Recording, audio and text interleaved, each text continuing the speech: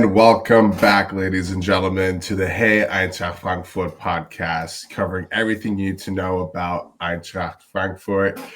I am your host, Matt, out of the New York office. I'm here with my buddy, John, and what a roller coaster week to fully cover, I should say. Yeah. So obviously we have a couple games to cover up. Obviously we have to talk, unfortunately, about Liverpool. Obviously the game against Pauli, Dortmund. Talk about a couple of next games. Obviously, what are we drinking? Just to give you guys a rundown on the show today. I guess let's just talk about the schlapping about Liverpool. No. I mean, what else was there I have to say? I mean, look, when we last time we were on the show here, we said it'd be a hockey kind of score. I said 6-4, which is kind of crazy. I didn't pick what side would be on, and somewhat of a hockey score, I would say. Yeah, 5-1 is definitely a hockey enough score, and well, still the only scoreline we've had in our Champions League matches. So, and you know what's crazy about that? It's like, so against Galatasaray, we got scored on first, and then we won 5-1. Then we play Atletico, we score first. Or sorry, they score first, and we win 5-1. We score first against Liverpool, and then they win 5-1. It's like it's just a crazy, weird, quirky dink. Yeah. But listen, I think I could say for every Eintracht fan, like I think those first 30 minutes there was a good like holy shit. We're like, hey, this could potentially happen. And I know a lot of the American listeners and stuff like that have Liverpool friends, and we were probably talking a lot of shit when that was happening. Hand up, I was definitely one of them. But yeah, I mean, it was what to expect. I feel like, right, against Liverpool, like we should, like we want to be that team eventually, but we're not. Yeah, we're just not there yet. I mean, their bench is pretty much as good as our starting lineup. So it's a tough one when you're going up against a side with that much quality. I mean, they took our best player from this past summer, and he was still only their third most expensive transfer of the summer window. So, when you're going up against a side with the money that they do have, I know they were in like a down period, had lost a number of league games, and hell ended up losing this weekend too. But it just, with the way our defense had been playing, it really doesn't come as too much of a surprise, unfortunately. Not at all, and I agree with you on that front. And the only surprising part, which I think most of us can go about, is the lineup, and specifically not starting Johnny B or Can Uzon, which was very puzzling. And listen, we kind of predicted the whole lineup right with Knauf and Götze being in there, Seti being replaced by Santos. Johnny B and Can Uzon was a whole world spin, and I still don't understand that concept. Yeah, I don't really get it. I maybe understand Uzun not starting just because you want to throw Götze in there, or you keep him in. Obviously, we kind of changed the formation a little bit too, so that kind of left Uzun out. But not starting Burkhardt is certainly a choice because he's not exactly an impact sub kind of guy. I think he's a striker who plays a lot better from the start. Exactly, it takes some time to warm up. I agree. Yeah. But it's so weird because I also feel like between that time, like between Wednesday, because obviously that was a whole schlapping, and I think the biggest thing that could have taken off was the lineup not being the right way. So obviously when it came from or was it Tuesday, whatever, that Champions League game to St. Pauli, now moving forward to St. Pauli, that was a big like, hey, how do we bounce back kind of game? And absolutely, thankfully it came through. Yeah, I mean that was a nice one. I think we were helped a lot by St. Pauli not really ever being in the game. Kind of, they have their own issues right now. So it was a little bit nice of all right, let's get our shit together, try to control a game and come out with a victory, and we were able to do just that. And you saw Burkhardt start, and he came away with both goals in the 2-0 victory, and that was awesome. And yeah, I was just going to say, let's kind of talk a little more about that lineup. Now we have Johnny Burkhardt, Can Uzon back, and gets a double pack right there. I thought Ferris Chavi played a pretty good game. Yeah. Ladies and gentlemen, ring the bell. We have a fucking clean sheet. Like, that is something unbelievable. And look, now we have Teti in goal. Now, here we go with the questions again. Like, are we going to keep Teti as our starter? Which I think we should. And I mean, that whole Pauli game was a completely different kind of show. It was a great bounce back game, but like you said, Pauli never got comfortable. Yeah, exactly. And part of that, I think, was after the embarrassment against Liverpool. It's like, look, we have to play better. We can't continue what we have been doing. And I don't know if it was a mentality thing with the players or what, but and there were still some dicey moments here and there where thankfully, Pauli just doesn't have or at least for that game, didn't have the players to take advantage of it. But yeah, massive improvement. I also thought it was kind of a nice thing that Hugo Larsson got arrested in that game because, man, he's been playing a lot, and so you start scary from the start, and I kind of liked that move as well. Because while we've had some defensive issues, that starts further up the pitch, and I think the midfield overall has been lacking a bit for us. So that was a good change in my opinion. Yeah, no, I agree as well. And I think Rasmus is finally match fit, and he's kind of showing his, warrior Viking fight as he did at the beginning of the season before he got injured. And Robin Koch and Arthur Tierz are looking like they're, kind of back into their form again. Especially from that St. Pauli game. And then it seems like Nathaniel Brown is he's bouncing back and forth between that left back and left wing position.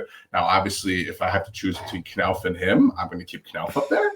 But, it seems like Dino has, a lot of confidence in young Nathaniel Brown that, can play the whole left wing and, be an asset for both sides of things, which continues to show in our depth.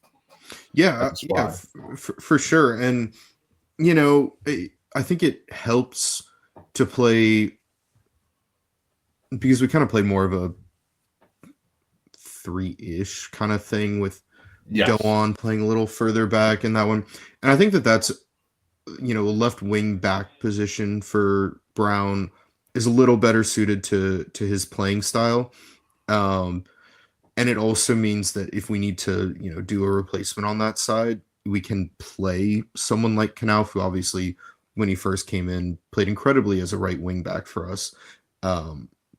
Whereas I don't know if we have the depth to play a different left back as a whole, unless you put Teod out there, but then you've still got to bring in Collins or Amenda and stuff. And it's questionable. That's kind of how we play, though. I feel like it's like, I think no matter what the lineup is, whether it's like a 5-4-1, 3-5-2, whatever it is, I feel like offensively we are playing that 3-5-2. Defensively, we do bring the 5 in the back. But now just kind of thinking out loud here, I feel like I'd love that whole interchange between Nathaniel Brown and Knauf, because if they do the overlap and stuff, at least Knauf can come back and play some sort of defense because he has the pace for it, if Nathaniel Brown makes the run up. Yeah, for sure. Like, those guys playing at the same time can absolutely lead to many good things. Both have a nice bit of skill on the ball. Both are pretty speedy, and they can do some stuff for us. Is Knauf the most consistent player? No, but it's enough, and when he's on, it's nice. Well, that's the thing. I mean, it's been 3 consecutive starts now recently, with a goal against Dortmund recently today, which we'll get into in a little bit here. But staying on the St. Pauli game, kind of just quickly jumping back to Johnny B. He's going to be Germany's number 9 by the summer, man. I'm telling you. He's going to force his way in there, isn't he? He's going to be number 9. He's going to say, Voltamatus, see you later. Under, gone. Here comes Johnny fucking Burkhardt, baby. I mean, I think he's, up to 2nd in the Bundesliga in scoring now? Or is he 3rd? He's up there, though, after that. And, he's coming into his own. He's not the fastest guy at all, and so it's a little bit different play style compared to our strikers of the past 7 years, really. But it's working, and he's very tenacious. He does make some nice runs. He's very good at finding. I mean, I think he's smart. He's just smart exactly. runs. Like he's just a intelligent player around the ball. Like it's not like he grinds hard. Like he's not the most technically skilled player, but like the most skillful player, I should say. He does his simple shit perfectly right. Like it's just every time the ball comes to him, he'll somehow shape his body in a way to put the ball either on target or better yet in the net. Is it the prettiest goal ever? Hell no. Nope. But it doesn't matter. The scoreboard is all that matters, and that's what's awesome about him. He's like an old school, like Miroslav Klose, like just like the big guys, just holding the ball up, making the turns, taking the shot if you need to, make the smart runs. Like it's he's fantastic, and I was so happy when there were the rumors about him, and then when he extended with Mainz, I'm like, shit, man, are we going to be able to pry this dude away? And we did, and what a move it's been. He's fantastic up there. Yeah, man. I remember when we talked about it at the Philly game. You were super high on him, and it's proven right. It's proven right. So I guess just kind of sticking to the book. Well, is there anything else that you wanted to mention here? I mean, Götze got his feet wet a little bit too in this game. Eli Wahi got back into the game too. Larson got a couple minutes there. I mean, anything else with that St. Pauli game? I don't know if there's really much more to say about it. Like I said when we started talking about it, it was a nice get right game to a certain extent. It would have been nice if we had a get right scoreline like Liverpool had against us, but goal differential. You know what? To get a clean sheet for the first time since the opening Pokal match, that feels incredible, and just a really good team performance to make sure that happened. And I think that helps so much in building our confidence. Like, look, we're still a solid team. We can still push for that top four. So I think that was a good sign. Yep, and it was just like a good bounce back game, keeping the confidence somewhat up and stuff like that. And then we just kind of take the punch that we got from Atletico and Liverpool, and just kind of because Champions League will be somewhat easier from here on out. And I say somewhat very, very lightly. We'll talk about later as well, because we play Napoli next week. Yeah, a very hot Napoli, I should add. But sticking back to the Bundesliga, what are we placed now? I just lost it. We're sixth now. Sixth place. I feel like we always find ourselves back in sixth place somehow. It's just position we're drawn to. And we're 3 points away from 10th place, and 4 points away from fifth. So the top of the Bundesliga right now, they aren't losing any games right now with Bayern, Leipzig, Stuttgart, Dortmund, and Leverkusen. Stuttgart has the most losses out of all of them, and it doesn't seem like most of them are slowing down anytime soon. No, for sure. I guess the other thing, just to talk about Bundesliga-wise here, unfortunately, I wasn't able to watch like any of the league except for our match this weekend. But fucking Leipzig, they have caught fire and are up into second. No Europe, a lot of good young players, and they're not. I don't know. I don't like it. They're scary, man. What's his name? Really... Christoph Baumgartner or something like that. Well, yeah, and he's not even one of their like new young guys. Good. He was always a good midfielder in the league, and God, he's just going off right now. Right. I think he's already got like 4 or 5 goals for them and stuff like that. So it's I mean, hey, the less games you play, the more fresh you are, right? Yeah, exactly. That's kind of showing proof, and that's kind of wanting to get back to from our lineup against the St. Pauli game was starting Johnny Burkhardt and Chan Luzon, because let's say he didn't start them again. Didn't start them this weekend. Hot seat. Trainer, hot seat. If we lost this game, hot seat. People will be calling for his head very, very fast. Very much so. But for some reason, and it seemed like to be a very smart move, he almost rested them because he found the St. Pauli game to be a lot more important than the Liverpool game, which was, obviously a pretty risky gamble on his part. Yeah, I think it's the right move, because now it is correct. Well, at the end of the day, yes, we would like to progress out of the league phase and Champions League. We have to pick our battles in what games we can win there in order to secure top 24. And let's be real, Liverpool is not really one of those. And the most important thing for us is getting top 4 in the Bundesliga again, and qualifying for Champions League through the league, because obviously we're not qualifying for Champions League by winning the Champions League. I can dream all I want and have wonderful nighttime Maybe in our fantasies lifetime. about lifting Very that title, but I don't think it's happening this year. And it was a so, risky gamble, and it worked out, you know, in his favor. Like it just worked out. So, yeah, kudos to Dino on that. You know, for people calling, you know, his for his job and everything like that. Shut up. Just shut up. There, you know, since he got his Champions League last year, it would have to take a lot for him to get on the hot seat. I think it could happen, but I think you need to wait until after the winter. Well, I was just for it to even be a question. Well, I was just going to say, if he lost the Sao Paulo game, he would be on the hot seat. So, for sure, but I don't think he'd lose his job right then and there if we lost his Sao Paulo. I think. Oh, 1,000%. Yeah, it would just be the questions would be coming. The questions would be really coming, and they're still there.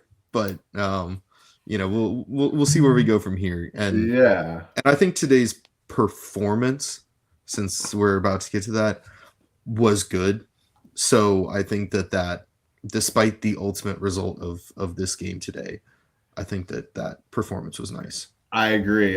So let's just move into that game. You know, DFP Pokal, we played Dortmund, obviously a juggernaut. You know, kind of a rough second round drawing that we got from them, but obviously, you know, we have a lot of, you know, great history against them in the Pokal, and we played good. Losing in that final, but yeah, but exactly.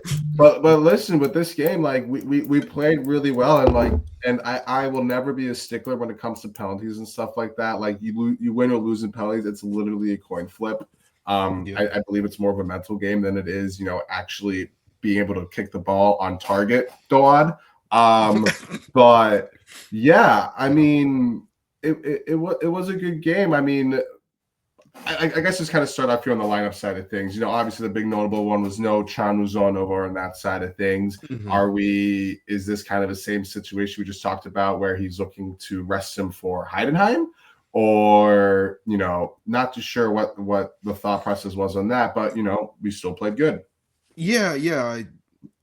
I thought that was a little interesting not to start Uzun in this one, just because if there's a game to rest him, Heidenheim is the kind of opponent you might think about doing that against. Of course, even with resting, Uzun still played a bunch of minutes because of this game, obviously 1-1 after regulation goes into extra time, all the way to penalties where we lose 4-2. Yeah, I definitely thought that was an interesting choice, but the rest of the lineup is pretty much what we expected, right? Like Larson back in, Chaibi keeps his spot back there, and then it's just like Knauf, Burkhardt, Brown, Doan, Christensen, Teat, Koch, and Zetcher stays in, of course. So it's one of those, like, you knew the lineup for the most part, except for just really the Guts and Uzun switch was maybe somewhat surprising. Yeah, because like maybe because there's a couple things in my mind with that, right? It's like I said, Uzun may be resting for the Heidenheim game, which I don't see a reason why we have to rest for that game. But either way, or the other thing is keeping Gutsa sort of in that match fitness sort of state, right? But I feel like you should have flipped that in a sense where you should have continued playing Canuzon in this game, and then when it came to Heidenheim Saturday, you play Guts in that game. You know what I mean? So I didn't really understand that kind of thought process. I think maybe part of it too could have been the thought that Dortmund team has a lot of young players on it, and so maybe we just counter that with a little bit of experience in trying to control the game in front of them. So I mean, I don't know.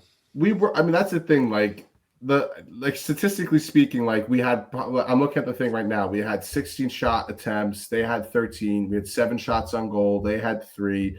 They had more fouls. They had more yellow cards. They did have more corner kicks though. But like it seemed like we were definitely a lot, especially watching the game, we were definitely a lot more dangerous when it came to the offensive side of things.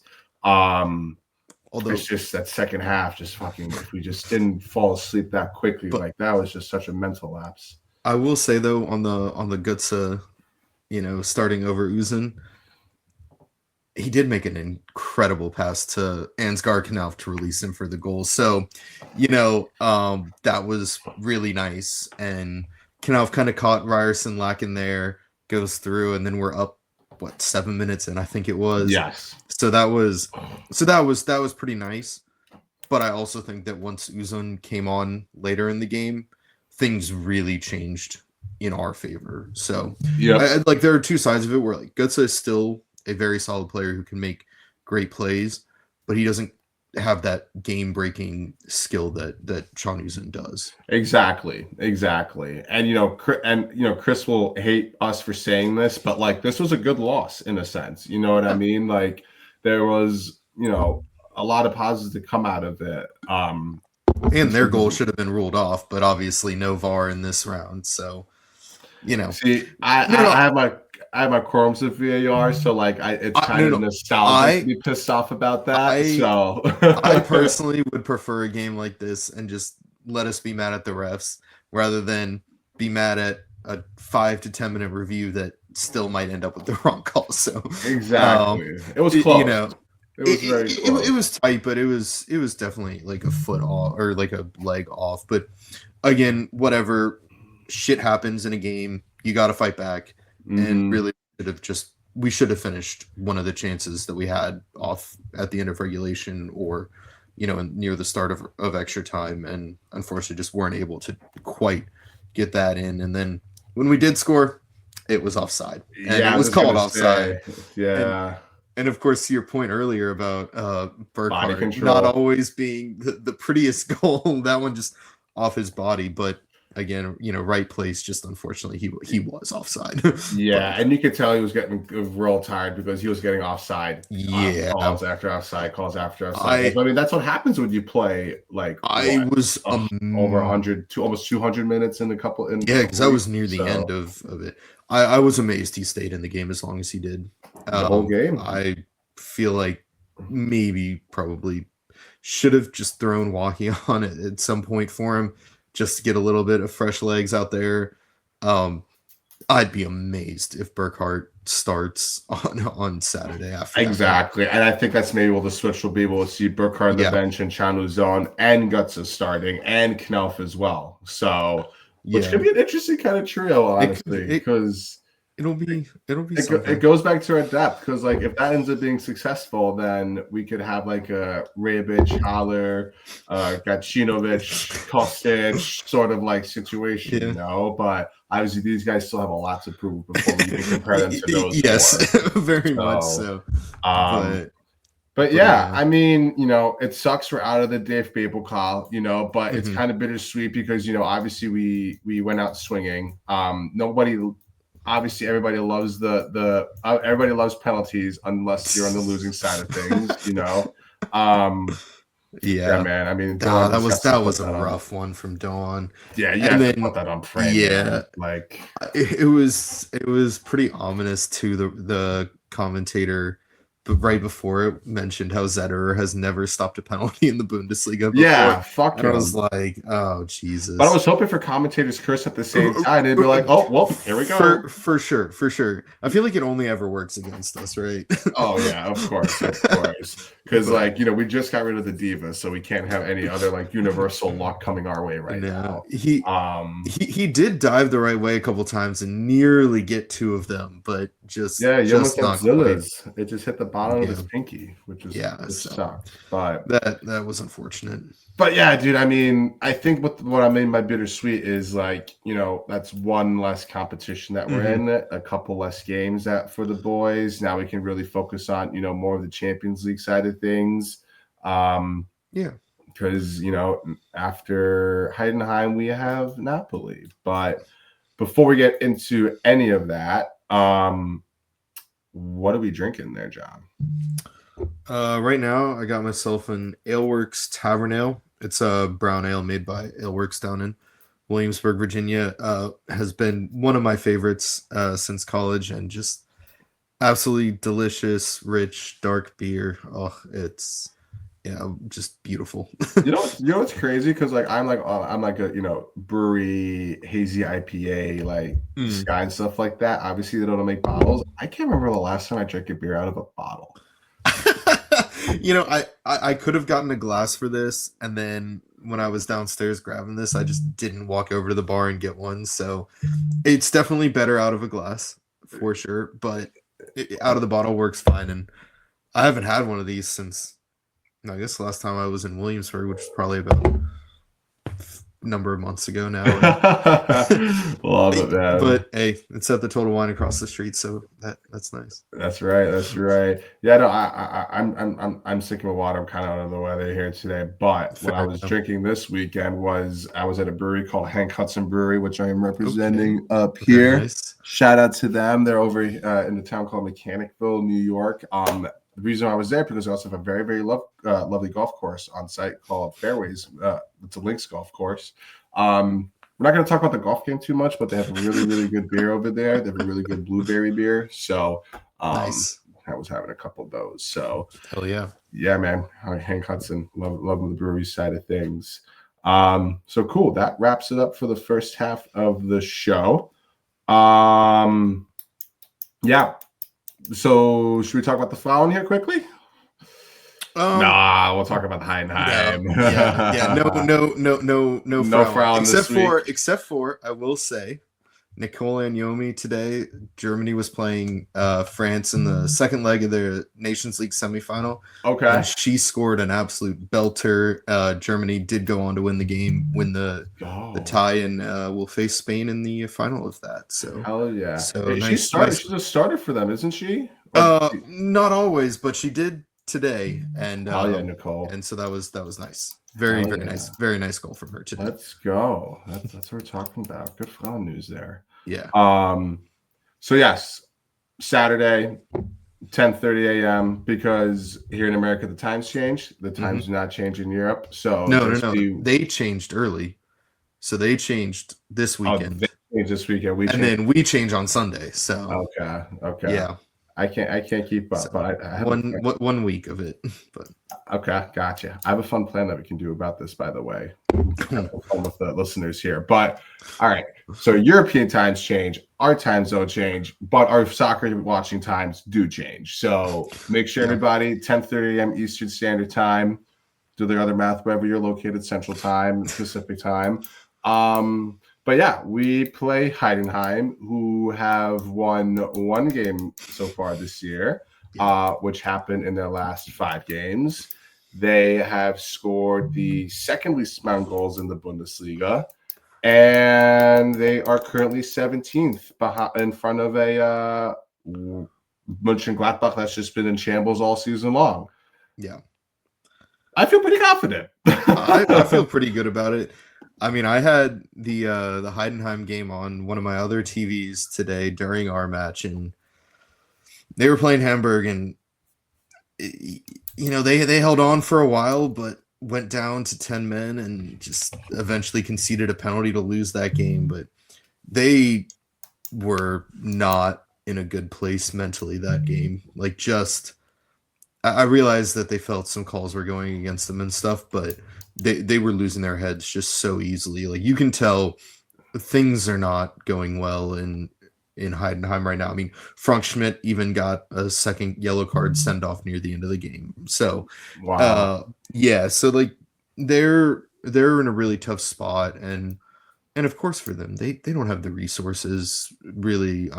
And I think making Europe their first year in the Bundesliga, it stretched things really, really thin last year, and for them, they weren't really able to bring in the players for this season to push hard enough to stay in the Bundesliga. Maybe they can still turn things around. I doubt it overall.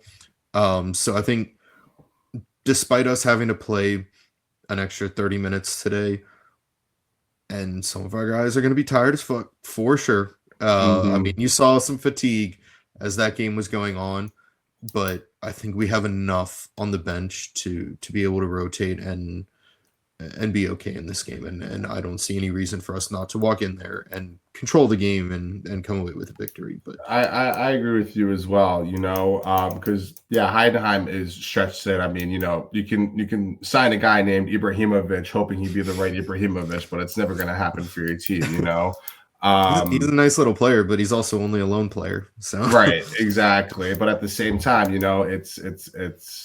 they're exhausted just as much as we are, and mentally, emotionally, they're not going to be up for the game against us. I would, as a former player, I would assume that. But there's also a part of me that says, hey, you know what? Wouldn't want to be Frankfurt right now if I was them, because we're just going to come out with knives out, full Wolverine style, and just start clawing our way for at least a draw or some sort of point to get some sort of momentum in the Bundesliga. Yeah, and hey, like I said, even with clear mentality, like just being upset at everything, they still fought hard today. And even after going down a man, which I think happened in the first half, they didn't concede until a very late penalty for Hamburg. So, and part of that is Haas foul, not necessarily always being the best attacking, right? But still, that Haas foul side is a better side than Heidenheim's, and they were able to stand tall. And of course, their goalies are our old buddy Dion Ramai. So who knows if I don't think he's got like anything to prove against us, since there was no animosity or anything for him leaving. But right, still could be nice to like beat your former side. But like they'll be tough to break down. And I think that one of our issues for the past however many years I've been following this team is when we do have control of a game, which I'm assuming we will in this one against Heidenheim, it's being able to pick the passes against their defense in order to actually create quality scoring chances, and we have never been good at that. And so I worry to some extent about that. And that's also one area that I think John helps out a lot in. But and I guess because he came on as a sub, he might start, but we'll see. Right, we'll see. Because I think it depends also. Well, I really wish red cards would transfer over to the Bundesliga and stuff like that. Because I love if what's his name, like Zia's Leben or something like that would start. Yeah, wouldn't start. But I think was it him or Mike? Yeah. He's the one who got the red card. Last defender, and he's been a decent defender for them. So right. But the issue is like Heidenheim hasn't also played like the best schedule. Like their biggest losses or their most impressive losses, I would say, would probably be against Dortmund and Stuttgart at this point, just because they're in the top four. Other than that, they beat Augsburg, but then they tied Werder. They lost to Hoffenheim 3-1. So it's like it's weird over there. But at the same time, this is going to be one of those games where I feel like I'm a little bit worried about us and what our lineup is, and what our fatigue is like. But I think having this loss with Dortmund being a good loss on our side of things is going to propel us into a victory on that side. And I do think maybe Johnny B and Chan Uzon are going to flip, and Chan Uzon's going to give the start, and Knauf will be our number 9 up there for the game. But I can also see Knauf getting the benching for the Napoli game on that Wednesday. So I feel like this game's going to be a little bit more dependent on our lineup, depending on who's in. It's going to be our comfort level in terms of the score. I think it's a game where you can't start Burkhardt. Like, he was exhausted in that game, had a little bit of an injury scare early on as well. So you just don't want to take any risks. Dude, put Wahi in. Fuck it. Like, that's why. Yeah, but I'm thinking Wahi just because I think the front office might be ready to move on from him, but increases value. But it's one of those things like, well, it could decrease his value too if things don't go well. But it's also one of those like, hey, go out there and show us what you can do. And just give him the start. Let him start and see if he is hungry enough to show you something. See if he's got the right mentality out there. Obviously, the team can see that better through training and stuff like about his mentality, but I want to see that game. I wouldn't be surprised, if Knauf starts from the bench and you put Bahoya in to start in his place as well.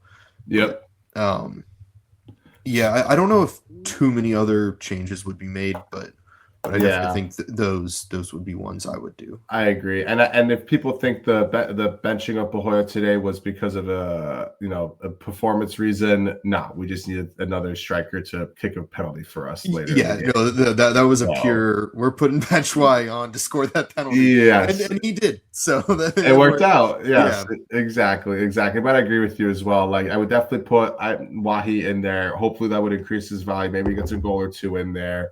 Get Bahoya in there, maybe even a youth player or something like that, because we're playing an emotionally battered team that hasn't really played that many great teams. So what youth player? Hey, I was gonna say maybe you throw Elias Baum in the game, but he's injured right now. So damn, because I want to see what he can provide as well out there. Maybe you start Collins and or Amenda as well.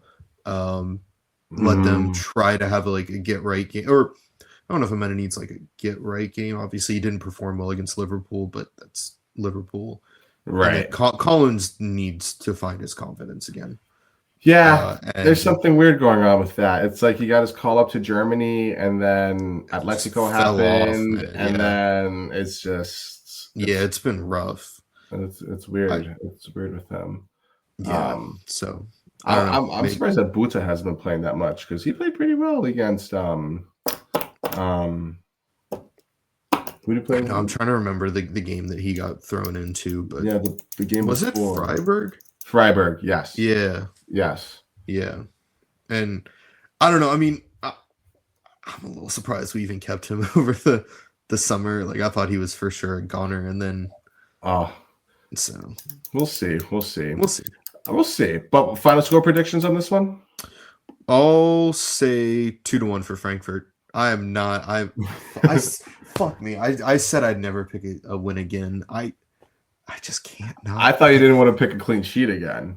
Oh no, that has always been a thing. No, I said I would never pick a win again for whatever reason. But that's a bad omen. Then I just can't not for this one. We're coming away with points. I hate to be that overconfident one. At least I'm not pulling a Brian and saying, "Oh, we're gonna go smack them 7-1 or something." Yes, I agree. But no, I just it's a game we should win at the end of the day. There's no reason for us to lose this match, and I think if we do, it'd be really, really bad news. Yeah, no, I agree with you with that. I think it is a little bit lined up depending because I can see this being a 4-1 game, or I can see this being what you say, a 2-1 game essentially. Yeah. Which is very, very lined up depending on how everybody trains and stuff. I hope actually we're not training at all tomorrow or Thursday. It's something take some time off. Right, and then Friday just do a run through for Heidenheim, and then just kind of get the technical skills in. So, or just quick touches and whatnot. So, but I do think we come out of this with some sort of points. Obviously, 3 points is the hope here. I think we're gonna get out of there with the point side of things. So I think so. Yeah. Then we have a quick turnaround to. Beautiful Amalfi Coast in Italy, and we play the number 1 team in the Serie A. Although they've been a kind of a funky team in the Champions League because just like us, they got walloped by PSV 6-2. Yeah, and a PSV side that, while solid, is not some world beaters that are expected to do much in the UCL. No, for sure make top 24, but that's probably about it. And the Napoli side, they barely got a victory today against not newly promoted, soon to be relegated Lecce. Yeah, Lecce missed a penalty, and then Napoli came away with a header goal from Anguissa, and then, but hey, they're top of Serie A, and but Conte did mention in an interview that for him, he's treating like Champions League as like a first season kind of thing, and oh, that makes sense. Yeah, I mean, because if you look at the difference of lineups between who they played from Lecce against who they played against Inter the weekend before, like it's kind of night and day. Because obviously the big names in the team there are Kevin De Bruyne, Scott McTominay. Well, De Bruyne pulled his hamstring scoring a pen, so the other no day. way. Yeah. So that's probably why he was out. That's good news. I don't know if he's supposed to be back for our match or not. I don't follow them that closely, but yeah. But they also have that Gilmore, the Scottish kid Gilmore over there. Yep. And then their keeper, in my opinion, is a top 4 keeper in Milinkovic-Savic. Oh God. Yeah, I forgot he went. Yeah. He's an incredible shot stopper. Yeah. He's a stud. So it's definitely not going to be an easy task for us, And I think, with this game, it's somewhat going to be dependent on the Heidenheim game, I feel like, because obviously it's going to depend on, the bodies, the stamina, and, where we're at on the mentality side of things. But this is just going to be another gauntlet where, we're playing another powerhouse, essentially. Yeah. And unfortunately, the big talking point for this match isn't even on the pitch. It's off the pitch because, like the last time we faced Napoli away in the Champions League, they have once again banned our fans from the stadium.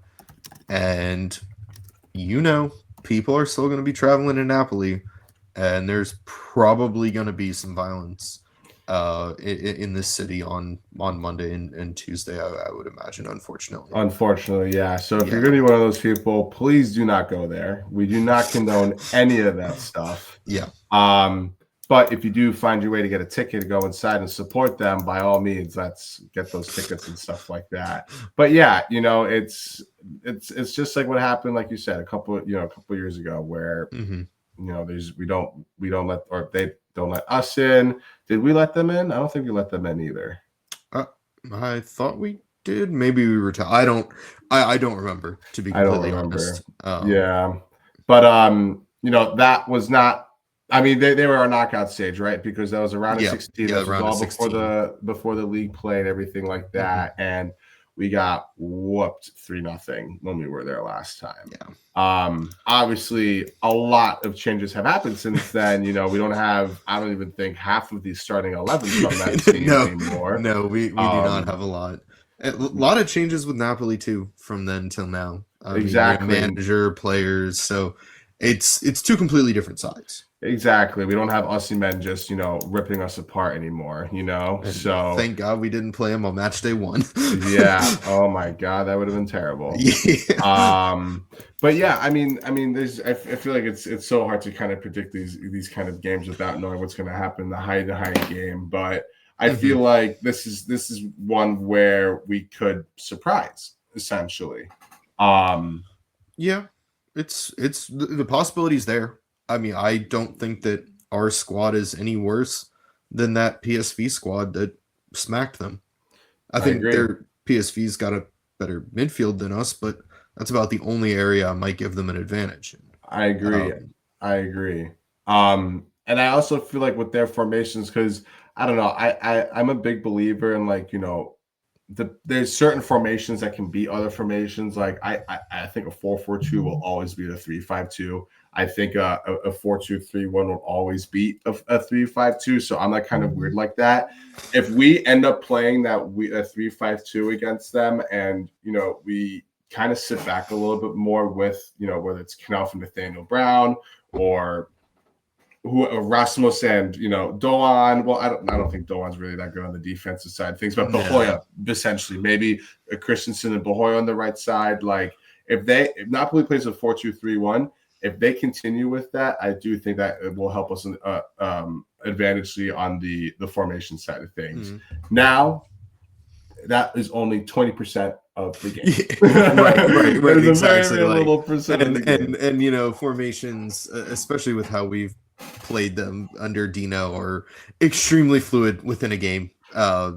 there are some coaches who love to stick to a very, very rigid formation in certain leagues where that's more of a theme.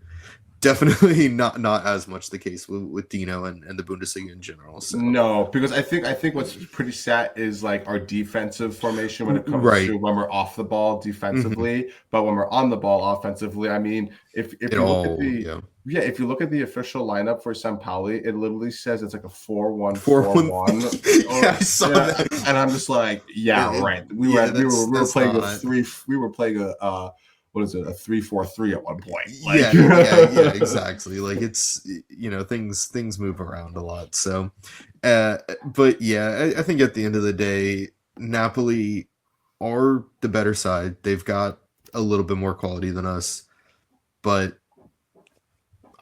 and I think that this game kind of also dictates a bit how seriously we take some of these other Champions League matches, because it's not quite make or break time yet for trying to get top 24, but we're getting there. It's getting close. It's getting a little tough because we still have to play Atalanta, we still have to play Barcelona, we still have to play Tottenham and Karabakh, which is kind of a sneaky good team, I mean, but that's the thing, right? This is not the Conference League. This is not the Europa League.